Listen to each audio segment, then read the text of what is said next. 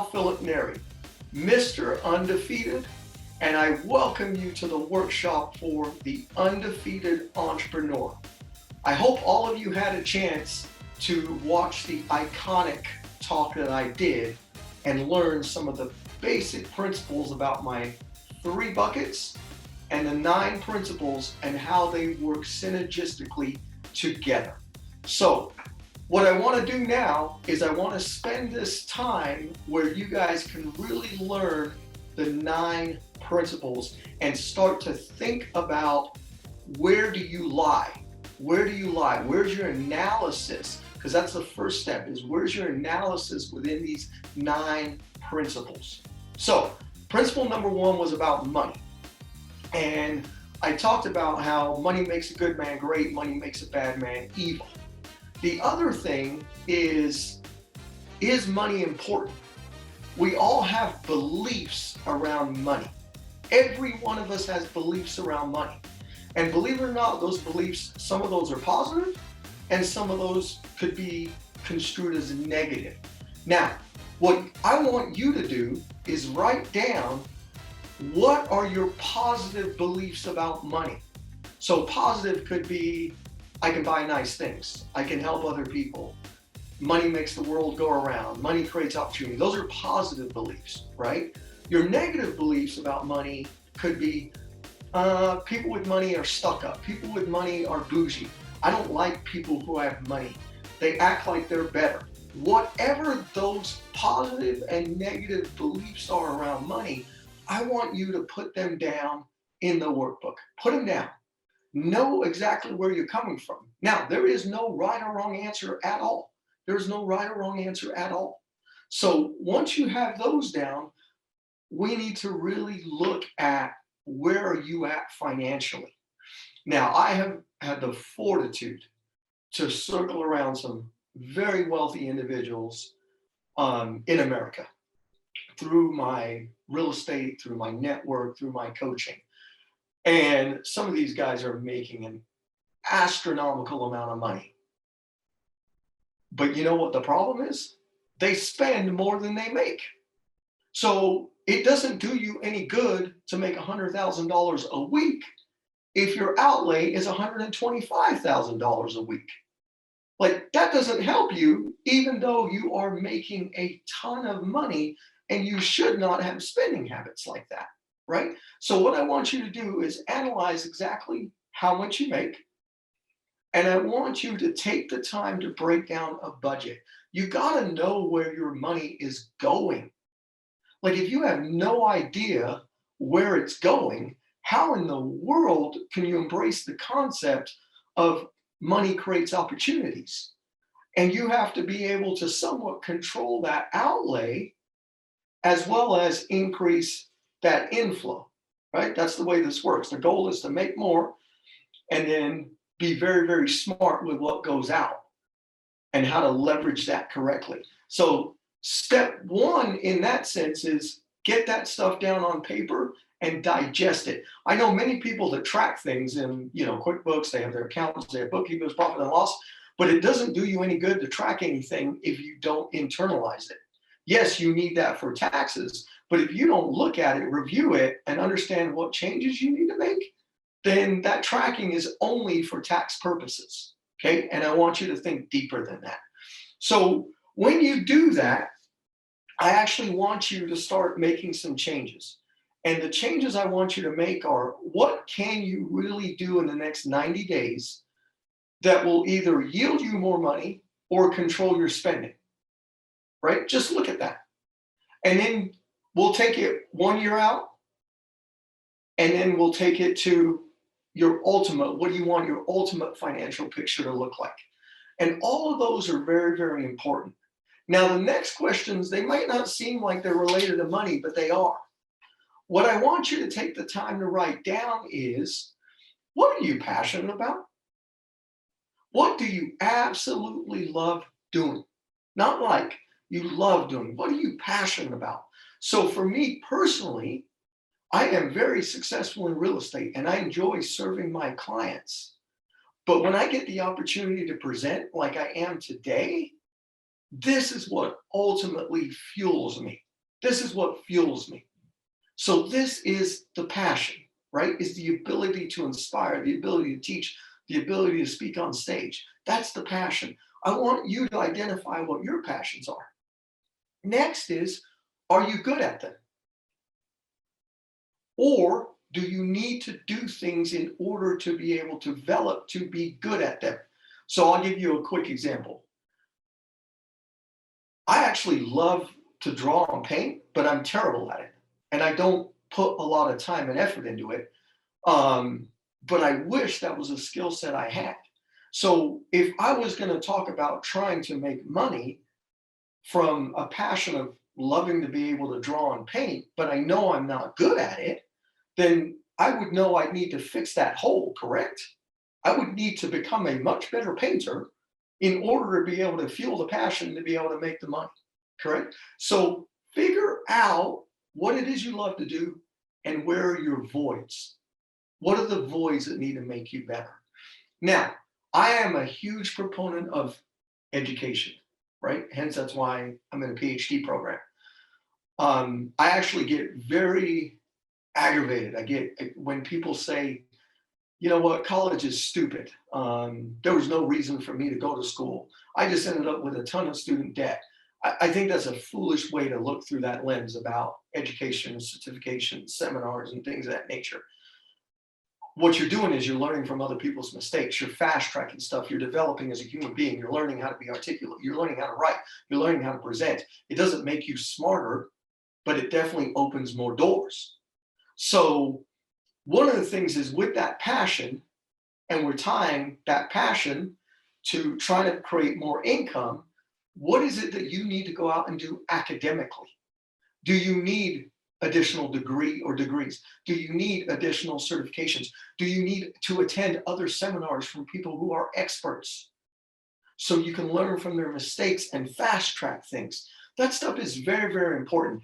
And if you're the individual that's like, that stuff's stupid, that's a waste of money. If those guys were so good, why would they be teaching? My friends, you are missing the whole boat show in regards to why people speak, why people teach, why people give back. You're missing the whole motivation between why guys do this kind of stuff.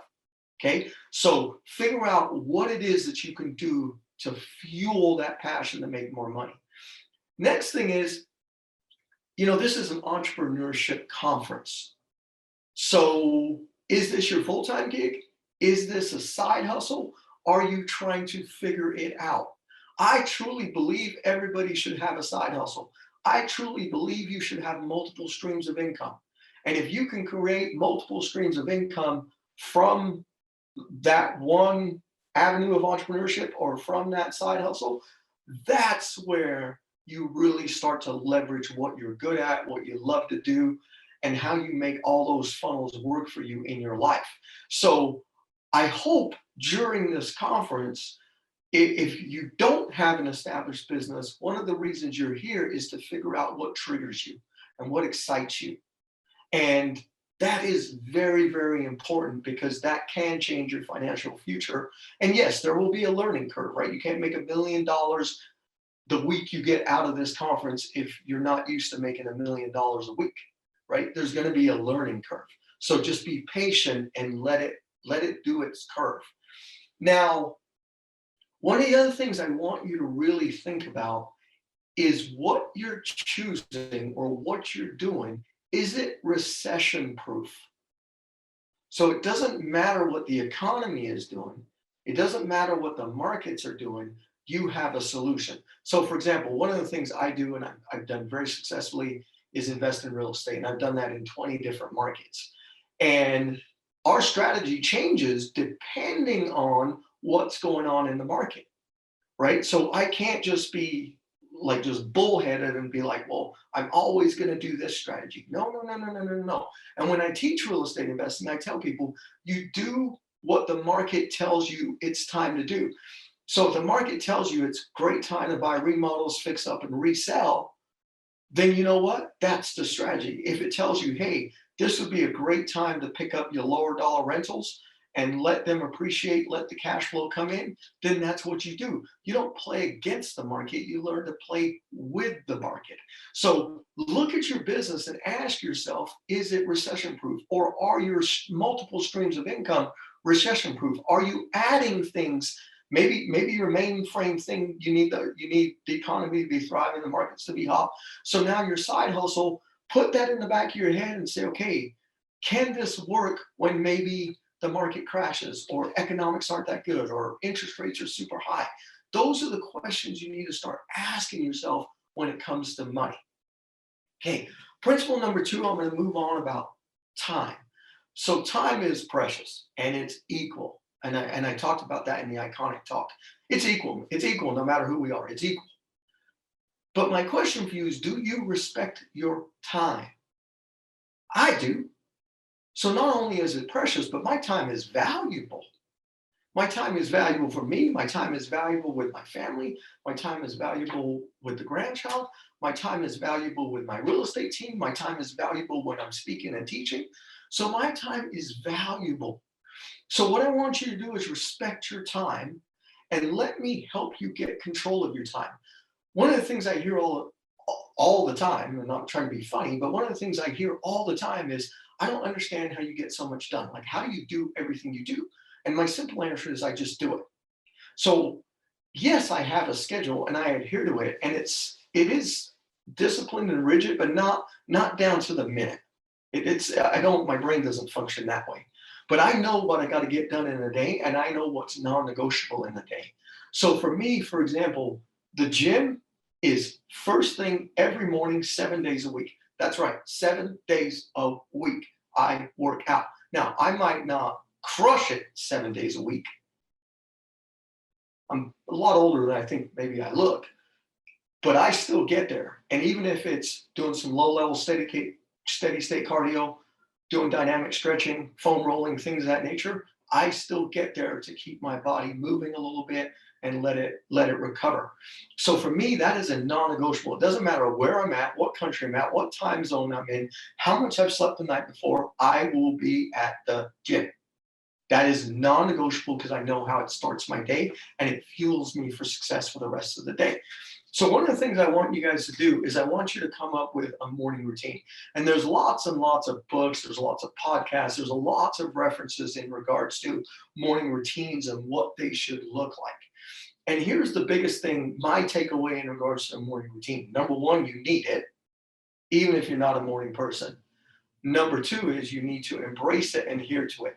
So one of the things that in some of the readings, some of the studyings I've done is, as soon as that alarm clock goes off, most people are like, oh man, I got to get up. And that's your attitude, right?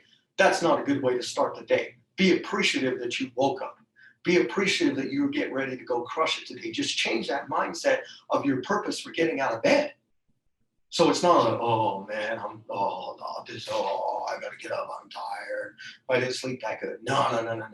You are ready to attack the day. So change that mindset as soon as that alarm gets off. Now, what's weird is I did start implementing something at night that I actually don't even use an alarm clock. My body naturally will wake up around 4:30 a.m. every single day with no alarm clock. It's the weirdest thing. And the only thing I changed was one thing that I'm going to talk to you guys about at night. So come up with this morning routine. There's a lot of things about the first thing you should do is wash your face, brush your teeth, then go to the bathroom, and then exercise, right? And then when you exercise intently. Now, one of the things I have done in my exercise routine to make good use of my time is, and when I talk about enhancement, is when I'm doing cardio, I'm actually on Audible. And I'll save that for when I talk about it, personal enhancement. But that's one of the things I do within that morning routine is, so not only do I wake up energized and I'm ready to go, I hit the gym, I exercise, and I still do a lot of lifting. But then when it's cardio, I fuel my brain. And then that's when I come home and I shower up and get ready for the day. Okay, so come up with a morning routine. Come up with what you want your morning routine to look like. Now, just as important, you got to have a routine to shut down your workday. Whether that's at 6 p.m., 7 p.m., 8 p.m., you got to have a routine to shut down your workday. where you calibrate what did I get accomplished, what needs to be done tomorrow, what can move on the calendar, what are the most important things, reflect back. That's very, very important so that you can enjoy your shutdown time. So shutdown time should not be you still on your phone answering emails when you're supposed to be eating dinner with your family, or even if it's hanging out watching TV. Yeah, believe it or not, I do think you should watch some brainless TV once in a while. Watch Netflix. It's good for you. It just lets your brain relax once in a while. You can't be go, go, go, go, go, go, go, go, go. So it's okay to have a favorite show or two. What's disastrous is when you watch 6 hours of television every single night. That is not good. Okay? So think through that workday shutdown so you can clean up that ritual. And the last time, and this is the one that was very impactful to me, was my bedtime ritual. So when I go to bed, I lay down, and I'm a guy, my wife will tell you, I'm a guy that my head hits the pillow and I'm almost asleep like as I'm hitting the pillow. But what I do is, and it might take 3 seconds, 5 seconds, 10 seconds, I'm appreciative for everything that occurred that day. And I play back my day until I fall asleep, which usually doesn't take that long.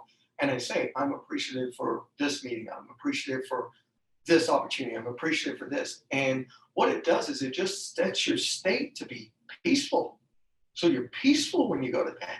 And then if you wake up and you have that determination to want to crush it, do you see how just those two minuscule little changes in your life will help you moving forward with getting control of your time? Okay, so I want you to spend a little bit of time thinking about that stuff. Now, your health is very, very important. I talked about it.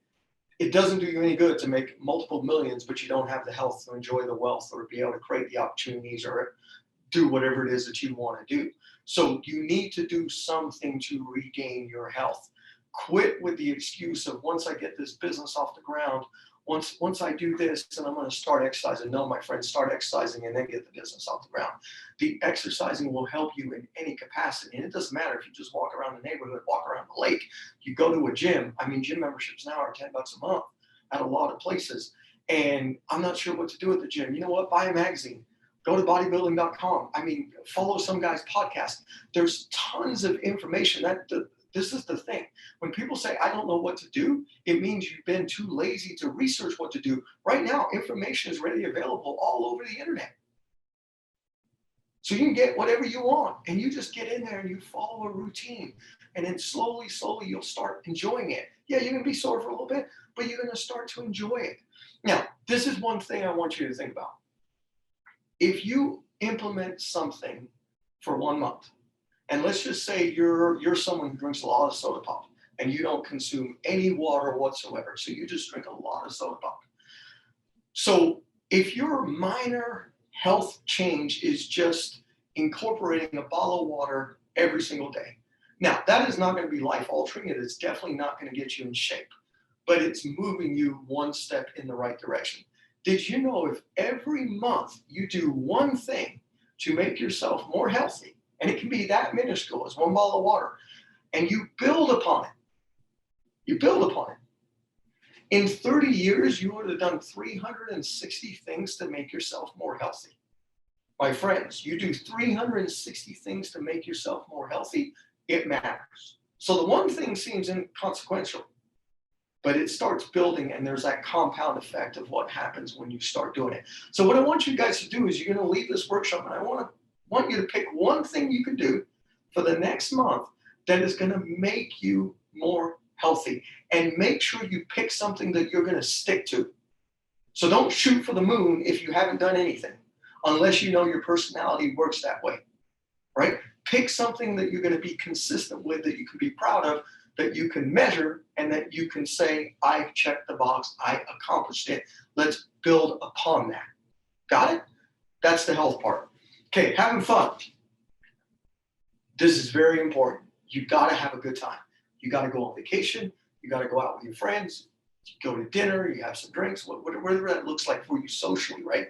You got to build in that fun time for you and your family. And if you need to schedule it, then it needs to be scheduled. But it is very important to reward yourself. Now, one of the things I like to teach people is we can take fun and we can build that into a reward system.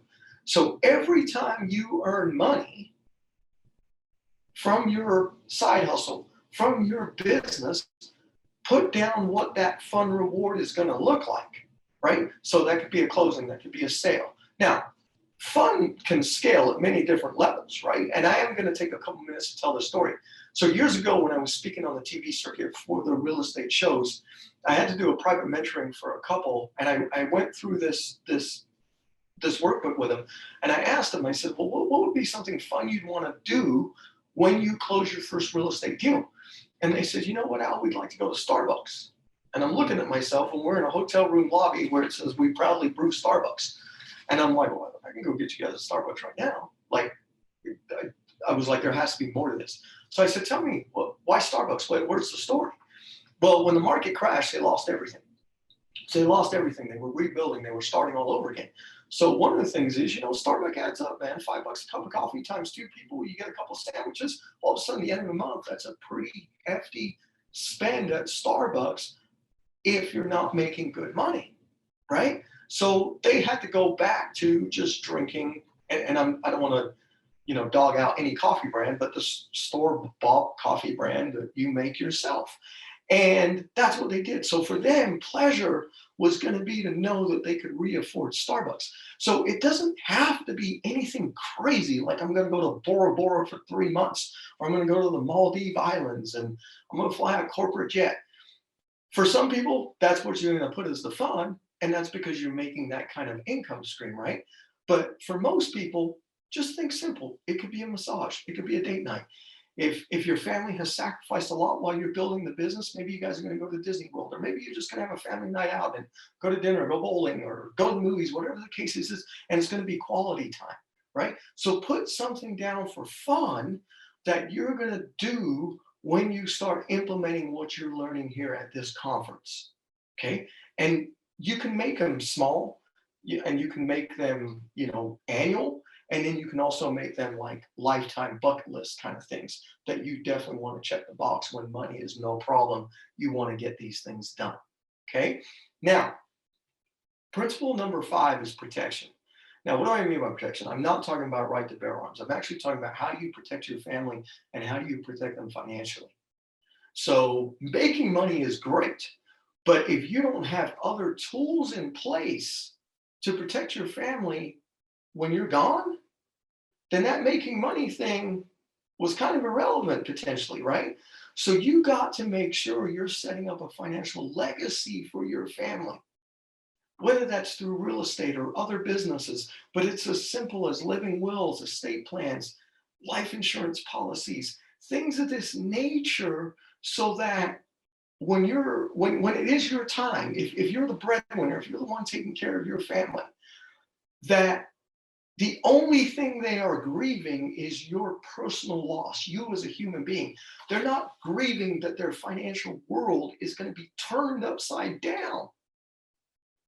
And I mean turned upside down, because you were over leveraged and you didn't have things in place, and all of a sudden there's probate, and all of a sudden it's just a royal mess is what it is. So that's what I mean by protection, right? That's what I mean by about protection. Again, you can systemize this just like I did with the fun. As you start making money, you can systemize, like, okay, what are the things I need to get done? And you prioritize them. And then things that require money, like if you're going to build up a cash value life insurance policy or something like that, then you can systematically fuel things, or other retirement accounts, things of that nature. You can fuel things systematically as you're making money. Therefore, you are protecting your family. So there's a paperwork aspect that needs to be done. And then there's just a whole wealth management aspect that needs to be done. Again, there's a lot of information out there. At this conference, I'm sure there are some great people that specialize in wealth management and estate planning and things of that nature. You want to connect with those people if that's a void, because you don't need to create any more misery or hardship for your loved ones when it is your time. When it is your time. And promise me all, I want all of you to promise me this actually right now, that your family will not have to do a GoFundMe when it is your time.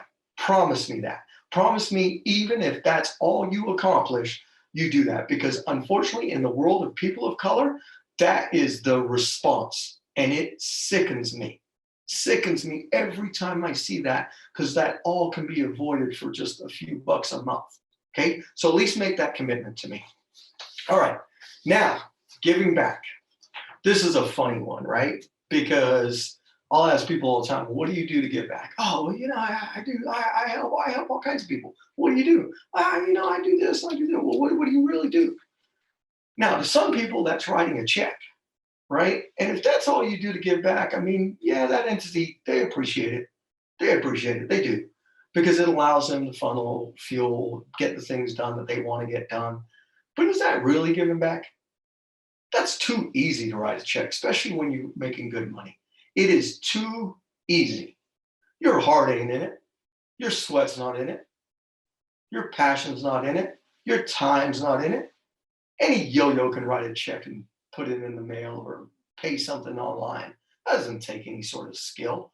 So I want you to pick something to give back that's meaningful. Now, even if you don't have a dollar to your name, you know what you do have? You have time.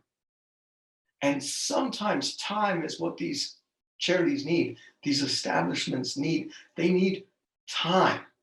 They need hands. They need people. And that is actually more valuable than the money, because they have so many big corporation sponsors that will fuel them on the money, but they don't have the humans, right? So get knee deep in your community, what means something to you, and do something to give back.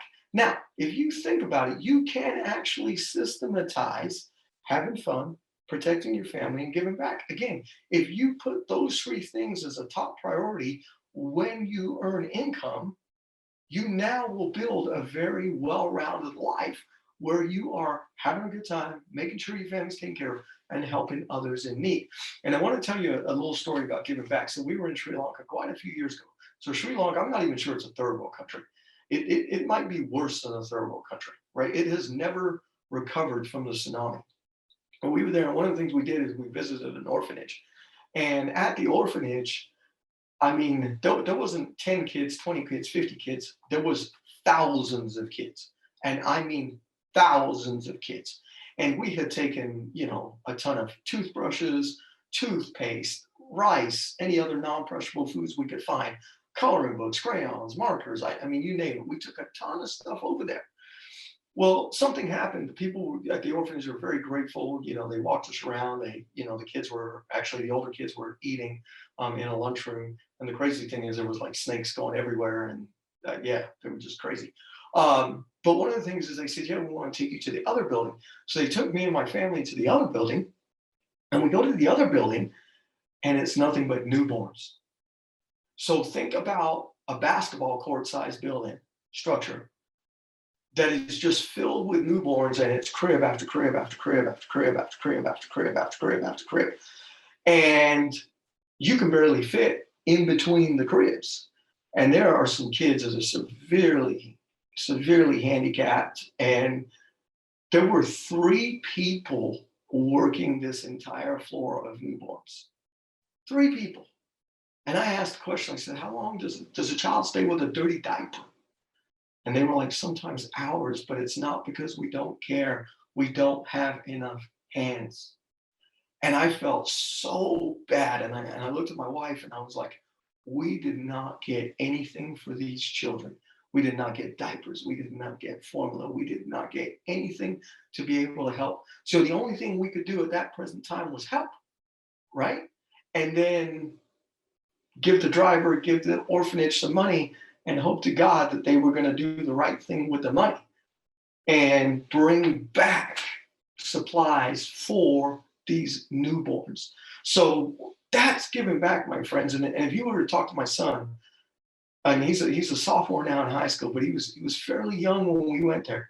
And you ask him what was the most memorable thing about going to Sri Lanka, that is what he will talk to you about, is his visit to the orphanage. That has changed him permanently for the rest of his life, on how he feels fortunate. Fortunate to be healthy, fortunate to be in America, fortunate to be an athlete, fortunate enough to be a student. That's what I'm trying to accomplish with giving back with people. Make it so memorable that it changes you forever. That's a good thing. That's a good thing. Okay. Now, enhancement.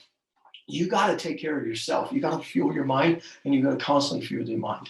So I'm sure you've all heard it that the top CEOs in the world read 52 books a year. Some of these guys are so crazy they have people reading for them, and then they get the regurgitated cliff notes back. And I'm sure that works in some books. But 52 books a year is one book a week. So when I first heard that, I was like, how do I accomplish it? And I alluded to it earlier with the health. One of the things I changed about 2 years ago in my life was I started to listen to Audible while doing cardio, and I forced myself. So lifting weights was music, but cardio was Audible. Every time I did cardio, it was Audible, Audible, Audible. You know what was crazy that I found is if I was really into the book, I actually wanted to do cardio versus lift because I couldn't wait to get into that book again. It was kind of a crazy, crazy feat. So, and I make it a goal to do an Audible a week. So, yes, I have an Audible account. Yes, it costs a few more credits, blah, blah, blah, blah, blah, but I am fueling my mind. Now, I know there are programs out there such as 75hard.com where they want you to tangibly read 10 pages so you're focused. And I do understand the value of that. And that's 10 pages a day. But for me, I can stay equally as focused on Audible. And I can be intent in that book as long as I'm enjoying that book. So I'm very selective about what I read. I read the reviews, I listen to the samples, I ask people who I respect, who is in my circle, what are some good books to read? And that's how I pick them.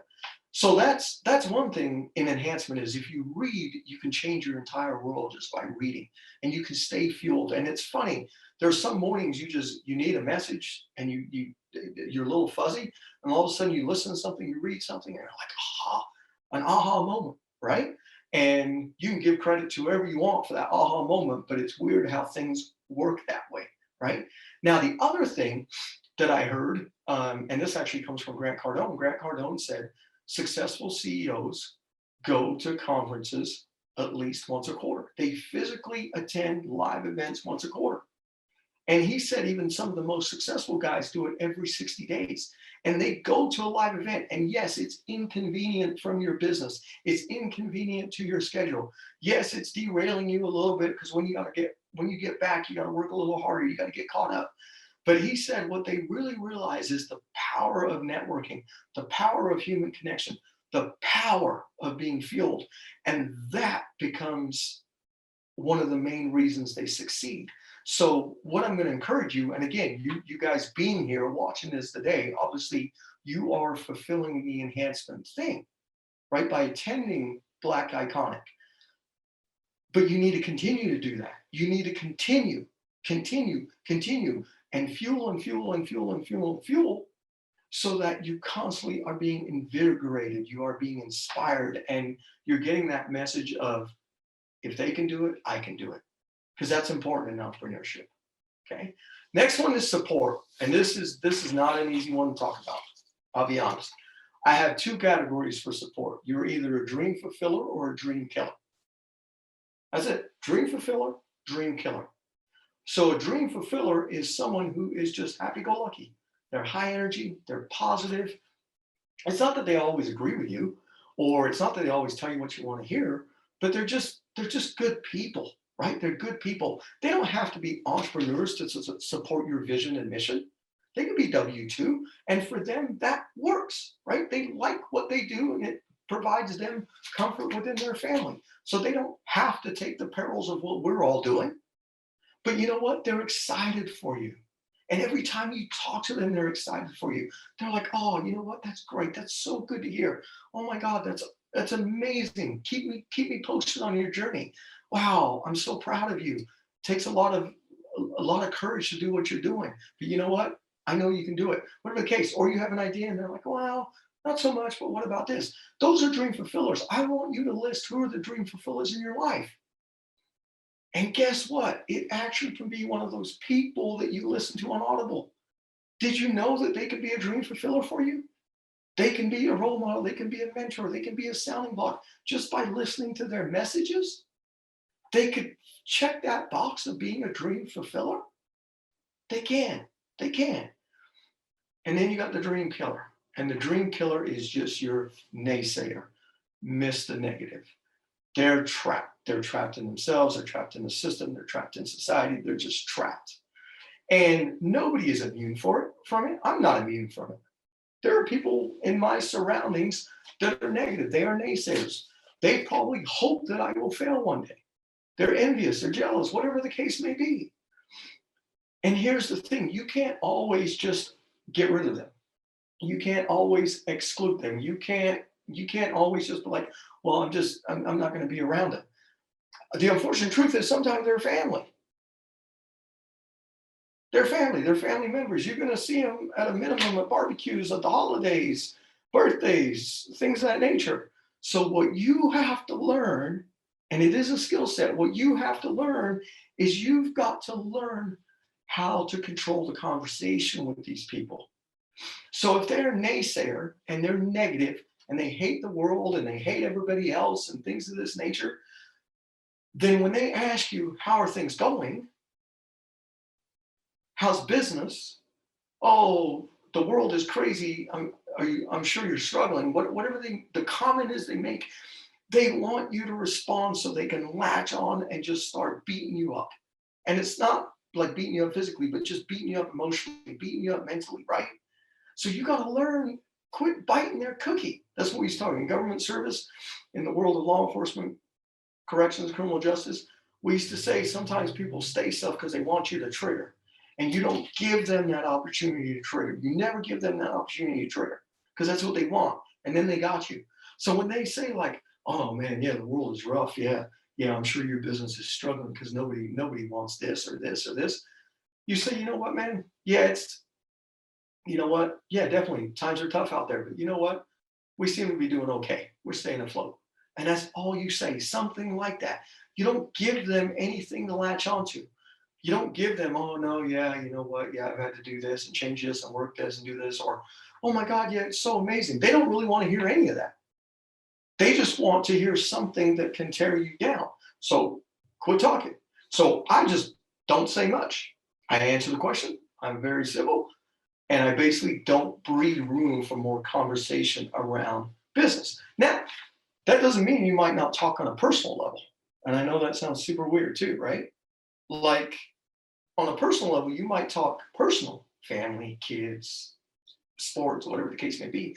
You're just not letting them annihilate your vision about entrepreneurship. That's what you're protecting. Okay? Now, your last one is your why. And is it why what? Why do I want to be an entrepreneur? Why do I want to be wealthy? Why do I want to be a millionaire?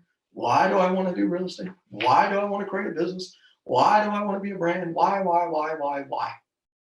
You know what the question is why in the world do you want to be free? You got to figure out why do you want to be free? That's got to be important to you. But in order to figure out why you want to be free, you got to define freedom. And what I know is if you take these 9 principles I just covered and you go through the little snippets I just went through with y'all and do the exercises I highly suggested you do, you're going to come up with a framework. And when you internalize that framework, it should mean something to you. And it should tell you why you want to be free. Because some of what I talked about was tangible. Some of what I talked about was very emotional. And you should have been highly connected to. Okay? So define what freedom means to you within these 9 principles. Figure out why it's so important to you. Now, I've read stuff that says, when you answer with your why, you ask why again and why again and why again, and you go to 7 levels. Maybe that's true. This is what I do know. When you think deep enough, where your why really, really, really means something to you, it should bring tears to your eyes. And when I mean tears, you don't have to be bawling, but even all you alpha males out there, right? We feel that little tear in the side of our eye once in a while, or we get a little choked up. I want you to get that feeling. I want you to get that feeling. Why does this mean so much to you? Why? Now,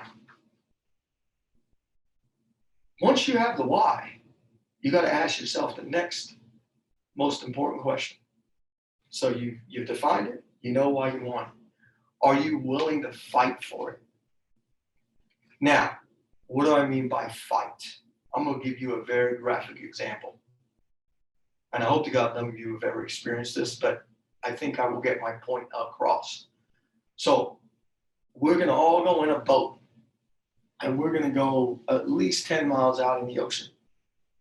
And the waves are going to get to 10 feet. And the water is going to be cold, like below 55 degrees. So we're at least 10 miles out. The waves are 10 foot high, and the water is cold. And we all get capsized. And there are no life vests. There are no rubber floaties. There are no rescue boats. There's nothing. We are all overboard in nasty, nasty, nasty, nasty conditions. This is what I want to know from you. Would you give up? Would you give up? Would you just be like, oh, I can't swim, I'm dead? Or would you doggy paddle your life away? Would you try to stay afloat? Would you try to stay breathing? Would you try to do everything in your power to not get taken under? Well, when your fight is that burning, and you got that fight in you, that you will do everything it takes to stay alive with all odds against you. All odds against you. When you have that fight, my friends, your why will come true. But I'll tell you, from coaching people, that's where the disconnect is. That's where the disconnect is. They don't want to fight hard enough when things go wrong. So all this, everything you did on the workbook, it's irrelevant if you're not willing to fight for it. So fight for it. Okay, so now I got you ready. Okay, so what are we going to do? This workbook, what we just did, I call the analysis. I have 5 steps in regards to you actually getting to your why. The first step, this workbook was your analysis. And we can get way more in depth on your analysis. But let's just get a basic frame around. But filling this out, this is the analysis. This is step 1. Understanding where you're at, being honest with yourself, and seeing the whole picture. Okay? Step 2, what I need you to do with every principle, all 9 of them, money, time, health. I'm not going to repeat myself. All 9 principles. I want you to come up with one strategy that you are going to change in regards to each one of those 9 principles. So now you're going to create 9 strategies. From those 9 strategies, I need you to internalize the change. Internalize the change. No matter what, you are going to do the change. You're going to embrace it. You've got it in your mind, you've got it in your heart, you've got your emotion, you're passionate, you're ready. You are going to internalize this change. And I cannot have you 1% off. Because you know what 1% off does on those hard days? You drown. That's what happens. That's what happens. I need you 100. I need you 100 the whole way with those 9 strategies. It's only 9 things. It's only 9 things. That's it. Now, so now I've got a strategy. Your mind is ready. Now I need you to adjust your behavior. Go out and adjust your behavior. Be focused about adjusting your behavior. Think of in your mind, okay, what if this vice, this distraction, this occurs? Be somewhat ready for it. Now, I'm not telling you to what if something to death, because I don't do that. But you need to understand, let's say on health, you're going to eat cleaner, you're going to go to the gym. Do you think something is going to get in the way? Yeah, something's going to get in the way. You go out with your friends, something's going to get in the way because they order pizza and you're eating a salad. And that pizza smells good, looks good, is good. You got a choice to make right there. You're going to eat the salad or you're going to eat the pizza. Make sense? You're the only one. So when you adjust the behavior, understand there's going to be obstructions. There's going to be objections. There's going to be roadblocks. Now, the trick to being great, the trick to being successful is those things are minuscule, because successful people know how to solve problems instantaneously and move on. So that's the skill set. When you go to adjust the behavior, be able to solve the problem immediately and move forward. It's as simple as that. So as an athlete, I've had injuries. The most recent one is I tore this tricep, and a year before that, I tore this bicep. But not from lifting. They were both from still thinking I'm young, playing in football tournament stuff. And you know what's crazy? I never missed a day at the gym. And yeah, I was incapacitated both times, but I was there. I was there, and I made my adaptations of what I needed to do. No excuses. I just made the adaptations, and I kept going. Okay? So that's what I mean about adjusting behavior. Now, the last thing is when you adjust the behavior, more opportunities are going to come forth to you, whatever they are. And they could be financial, they could be physical, they could be relationship, it could be health, it could be whatever the case may be. When you make a better you, when you work on you, when you put a better you out there, what's going to happen is doors open. People are attracted to success. People are attracted to confidence. People are attracted to people who strive and have goals. Okay? So by you cleaning up you, just those 9 principles, opportunity is going to come your way. Now, I can't predict your opportunities, right? Everyone's are different in your own world and in your own industries. But what I can tell you is opportunities are going to come your way. What you have to be smart enough, wise enough to do is to be able to recognize that someone is knocking on your door saying, hey, man, here's an opportunity. Come inside. Come inside. And then you got to have the courage to seize the opportunity. And again, that support system, this is where this is crucial. That dream fulfiller is who you talk to about the opportunity. Do not talk to the dream killer. The dream killer will kill the opportunity. You talk to the dream fulfiller. Right? You want another person's opinion, that's who you go and talk to. Talk to 2, 3, 5 people. Hey, man, this opportunity came about. What do you think I do? And the other thing I will tell all y'all is there's only one time to really have to fret, and that's when you really have to make a decision. So what I mean by that is opportunities will get set your way. So if someone wants to do a Zoom with you, someone wants to interview you, someone wants to do a call with you, what are you stressing over?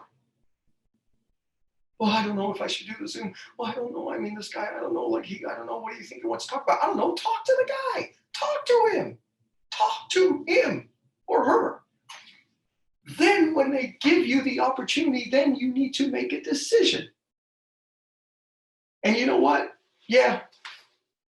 Leaders, successful people, we like people who can make decisions. And we like people who can make decisions relatively quickly.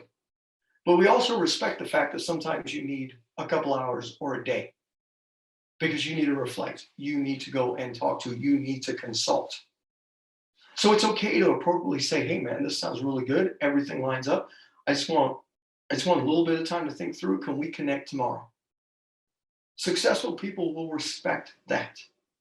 They will respect that. Okay? But if you don't get back to them tomorrow, that opportunity is already gone. Because if you tell me and I award you an opportunity that you're going to connect with me tomorrow, I'm going to expect a text from you or a call, or we're going to have pre-scheduled something. And when I don't hear that from you, there's other people wanting the opportunity. And that's the way the world works, my friends. That's the way the world works. It's brutal. Okay? So when we put all this together again, we have 9 principles: money, time, health, fun, protection, giving back, enhancement, support, why. So we have those 9 principles. You do the analysis, create the strategy, get your head around the strategy, get your heart around the strategy, work on adjusting your behavior, understand there'll be a learning curve. Good things come with consistent effort. And then learn how to recognize and seize those opportunities. And you do that, my friends, you are now the undefeated entrepreneur. And you will take that skill set that I just told you, those 9 principles and those 5 action steps, and you will replay them daily, weekly, monthly, annually. And you will keep using this as your life's working diagram. And it will consistently, continuously evolve. And you do that, you're undefeated. And you're not undefeated because you win at everything. You're undefeated because you don't give up. That's what makes you undefeated, is that you never, ever give up. Make sense? So you join me in becoming the undefeated entrepreneur, the undefeated woman, the undefeated man. You join me in this journey of becoming undefeated so that you can turn around and have the life you want and help those you want. That's the purpose. That's the purpose. Now, I know I went through the information pretty quick. I didn't have a lot of time.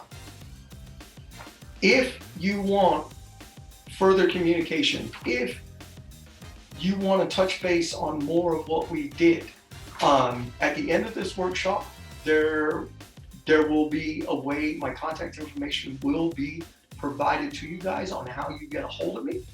And I am more than happy to go through this plan with you guys one-on-one, where you can be more vulnerable, we can be more personal, and I can help you put this together.